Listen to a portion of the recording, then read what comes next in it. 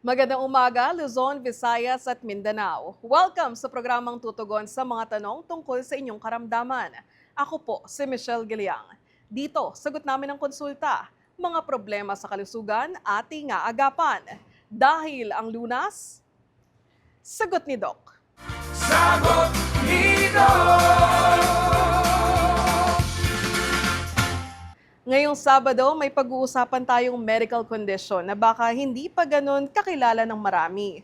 Kapag sinabing sakit sa dugo, karaniwan anemia ang una nating iniisip. Pero alam niyo bang pwede ring maging sobra ang paggawa ng blood cells? Yan ang polycythemia vera. Para malaman kung ano ang mga nararanasan ng isang taong may ganitong kondisyon, panoorin po natin ito. Kapag sinabi nating maraming dugo, tunog healthy, no? Pero alam nyo ba na may kondisyon kung saan sobrang dami ng blood cells ang ginagawa ng katawan? Ito ang polycythemia vera o PV. Sa PV, ang bone marrow na gumagawa ng mga blood cells ay nagproproduce ng sobrang daming red blood cells.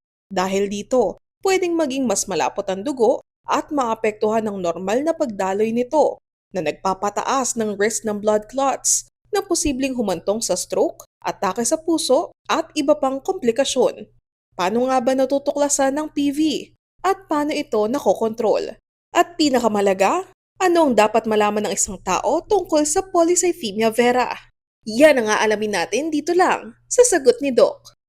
At para mas maintindihan natin ang polycythemia vera, makakasama natin ngayon ng isang specialist sa mga sakit at kondisyon ng dugo. Nagtapos siya ng medicine sa University of Santo Tomas at nag-residency training sa Makati Medical Center.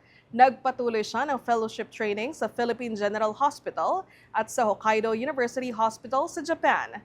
Let's welcome our guest hematologist mula Makati Medical Center, Doktora Maria Regina De Leon. Doc Jenny, welcome sa Sagot ni Doc. Hi, Ma'am Michelle. Good morning. Thank you for giving us the opportunity to talk about itong sakit na polycythemia vera. And good morning po sa lahat ng ating viewers for today.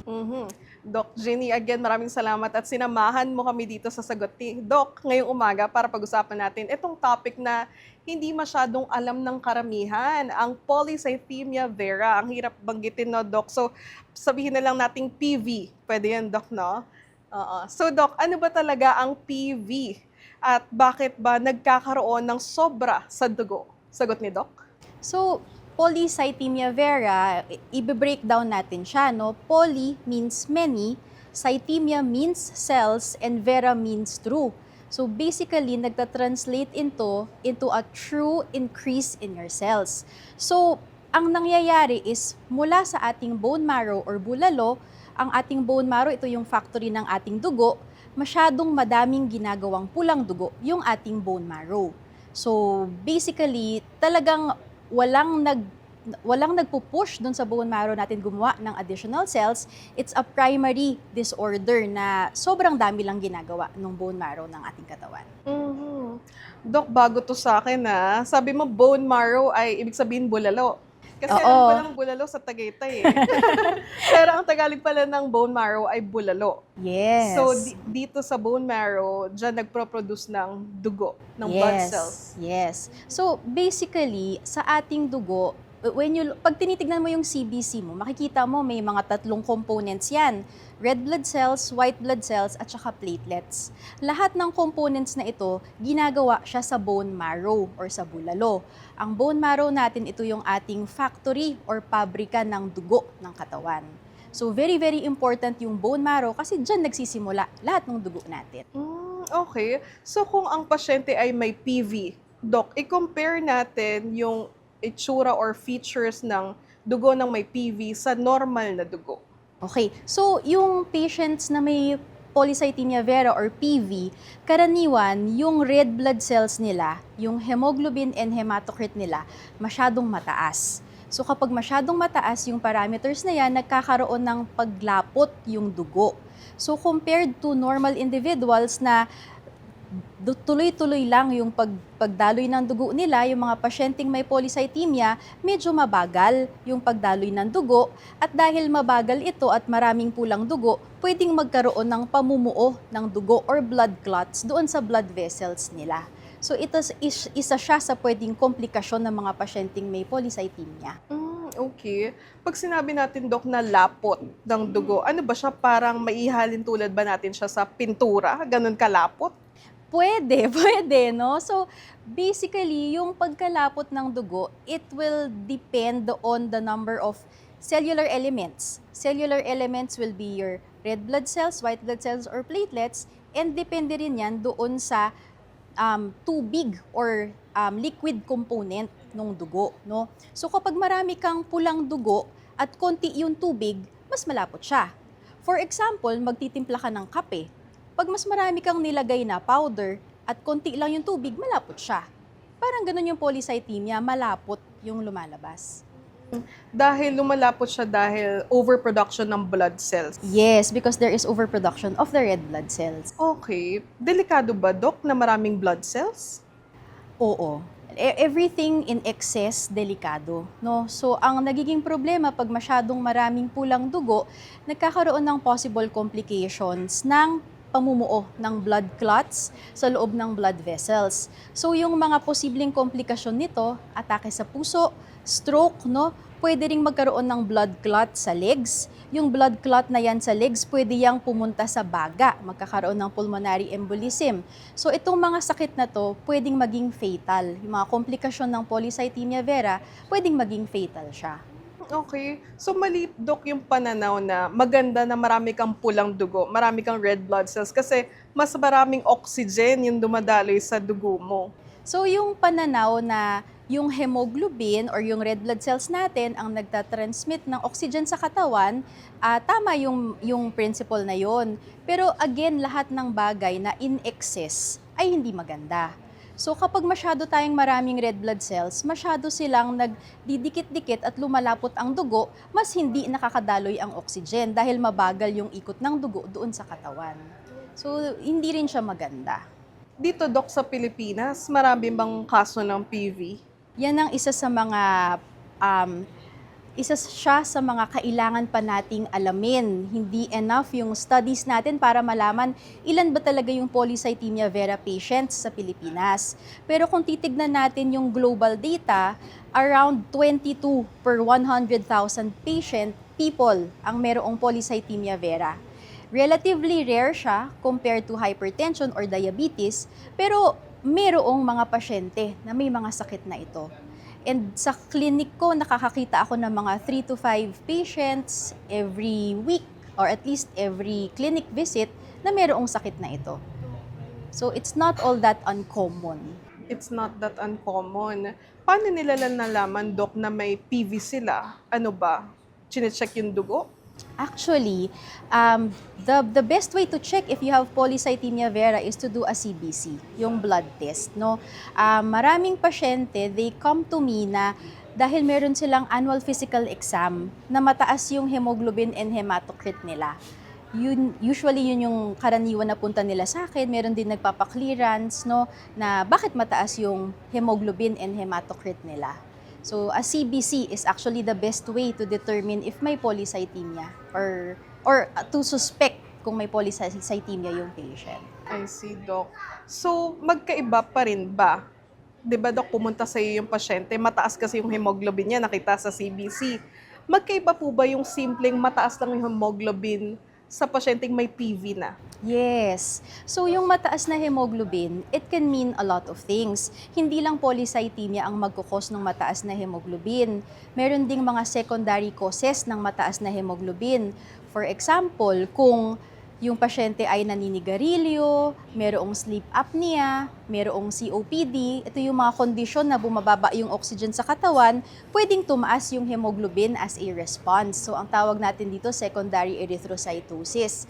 Iba yung diagnosis for that, iba yung treatment for that. So hindi lahat ng mataas na hemoglobin automatic polycythemia vera na. May additional tests pa tayong kailangang gawin para malaman kung polycythemia talaga siya. So, ang ganda nung sinabi mo, Doc, no? Meron ka mga pasyente na nagpa-annual physical exam lang, tapos nakita sa CBC na mataas yung hemoglobin. Madalas, binabaliwala natin yung CBC, eh. Pero grabing sakit pala yung pwedeng ma-indicate nung mataas na hemoglobin. Ano po ba yung normal na level? So actually, magkaiba yung normal levels sa babae at saka sa lalaki. According to WHO, yung normal values for female patients, 12 to 15 yung hemoglobin, pag lalaki around 13 to 16. So yung suspicion natin na may polycythemia yung isang tao, kunyari yung hemoglobin ay 16.5 pataas para sa lalaki or 16 pataas para sa babae. Meron ding parameters yung hematocrit, no? At saka kung gaano nakatagal mataas yung dugo. Mas important din kasing makita yung chronicity or values of the hemoglobin and hematocrit over time. Kasi may ibang patients, ilang taon na palang mataas yung dugo nila, tas hindi lang napapansin, hindi lang binibigyan ng pansin. Dok, bukod dito sa abnormal levels ng hemoglobin, ano pa ba yung mga sintomas na nararamdaman ng isang pasyenteng may PV? So karaniwan, usually wala, no? Usually asymptomatic sila. Pero may mga pasyente na nakakaramdam ng pagkahilo, headache, minsan merong parang umuugong sa tenga, tinnitus, minsan pangangati ng balat, especially after maligo. Meron ding mga patients na nakaka-experience ng parang na burning sensation sa kamay, mainit yung pakiramdam, at saka sa feet, no, hands and feet. May iba ring mga pasyente na feeling nila medyo mabigat yung pagkilos nila, mabagal yung paggalaw nila, no? Medyo may fatigue na nararamdaman. Yung mga ibang patients, makikita mo, mapula sila. As in, namumula yung skin nila, parang red talaga. Tapos yung ibang mga patients, kapag medyo advanced na yung disease, may mga malalaki na rin yung tiyan, yung spleen, no? Pwedeng manifestation din siya. Rarely, may mga pasyenteng nagpe-present na meron ng komplikasyon. So may mga patients presenting with heart attacks, strokes, tapos nung chinek yung CBC, doon lang nakita na mataas na pala yung dugo nila. Okay. Doon, Dok, sa isang sintomas, yung burning sensation ng kamay. Anong pakiramdam nun, Dok? Hindi ko alam, hindi ko pa na-experience. Pero ang sabi kasi is parang mapula, medyo nagsuswell, at saka burning sensation. Parang mainit yung pakiramdam, siguro hindi mapakali na medyo mainit yung... Dok, tapos interesting, sabi mo, parang nangangati yung balat kapag matapos maligo. So may mga patients ako na ganun, nakakaramdam sila ng pangangati after maligo, no? So isang sa mga ginagawa naming ways para malesen yung pangangati, nibiyok sila antihistamine before maligo. Hindi siya completely nawawala yung pangangati, pero medyo nagle-lessen naman. Doon sa mga may high blood, Dok, posible bang may connection ito sa PV? So, technically, magkaiba yung hypertension at saka yung polycythemia vera, no? Ibang mechanism siya. Pero yung mga pasyenteng may polycythemia, dahil nga malapot yung dugo nila, nahihirapan mag-pass through dun sa mga blood vessels, pwedeng yung pressure na yun sa blood vessels nakaka-contribute sa pagkakaroon nila ng high blood. So, pwedeng mga pasyenteng may polycythemia ay nagkakaroon din ng high blood. Meron po bang gender or age group na madalas tamaan ng PV? So gender, actually similar lang sila, no? Males and females are equally affected, pero yung sa age, ang polycythemia vera ay karaniwan, sakit ito ng mga may edad na. So 60 years old and above yung mga common na patients, pero nakakakita rin ako ng mga patients from 40 to 60 years old. Sometimes there are even mas bata pa than 40, no? Pero hindi na siya ganun ka-common. Okay. So better itong mga 60 years old, madalas retire na sila no? Pero importante pa rin magpa-CBC. Yes, kasi lahat actually ng sakit, pag tumatanda tayo, mas nagmamanifest sila, no? So, habang tumatanda rin ang tao, mas nagiging complicated yung mga sakit. For example, yung polycythemia vera, meron kasi kaming kinoconsider na high-risk disease. Isa doon sa mga components ng pagkakaroon ng high-risk disease ay yung edad na more than 60 years old. So, high-risk, ibig sabihin yan, mas mataas yung tendency na mag-develop ng mga blood clot. Kaya talagang important na mag-regularly screen, mag-check ng mga CBC. Namamana ba to, Dok? Hindi, hindi. Ang polycythemia vera, ang karaniwan na nagdadrive nung sakit na yan ay isang mutation doon sa isang molecule natin sa katawan, pangalan nun JAK2. Kahit na mutation siya, hindi ito actually namamana. Nakukuha ito ng tao over the course of their life, no? So even if may polycythemia, kunyari ako, hindi yun mamamana ng anak ko. Oo, hindi siya, it's not an inherited disorder. Although yung pinanggagalingan nga niya ay isang genetic mutation. Genetic mutation. So, ibig sabihin, hindi natin masabi yung parang walang influence yung lifestyle mo kung bakit ka nagkaroon ng polycythemia vera.